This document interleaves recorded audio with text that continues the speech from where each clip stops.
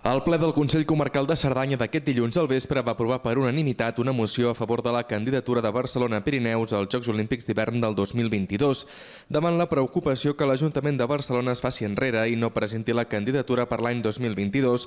El Consell Comarcal vol deixar clara la seva posició i pressionar perquè tiri endavant. Sí, entenem que és el moment oportú, no? Perquè després de cara a l'any 26 ja es torna a obrir un escenari d'incertesa com aquest que hi ha hagut aquest any a l'hora de decidir els Jocs de l'any 20 i una mica aquí entra en joc allò de que uns jocs que ja s'han fet a Europa, probablement els jocs d'hivern del 22, si no es fessin en cas de Barcelona-Pirineus, vol dir que es farien en alguna altra ciutat d'Europa.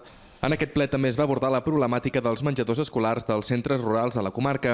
Amb el tancament del menjador de l'Institut de Puigcerdà, la contractació de monitors i de l'empresa de càtering surt força més cara, ja que ara s'ha de vestir a molts menys alumnes.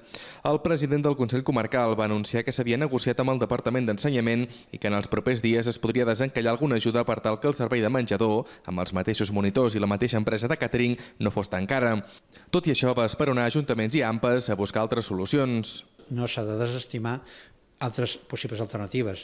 Aquí hi podrà jugar l'AMPA, el propi centre, l'Ajuntament, i potser resulta que a pocs metres de l'escola hi ha un restaurant que estaria encantat de fer cada dia 7 o 8 menús entre setmana, que no hi ha tanta feina, i sobretot que això podria arribar a comportar uns preus molt més reduïts que els que es proposen en aquesta solució del Consell, que, com dic, clarament pot no ser la millor. El ple d'aquest dilluns també va servir per escenificar la renúncia de 4 consellers comarcals que ja han complert mig any de mandat i seran substituïts. Concretament marxen Pere Arderiu, Maria Garreta i Esteve Avellanet del grup de CiU, que seran substituïts per Juli Boada, Miquel Pons i Jordi Rossell.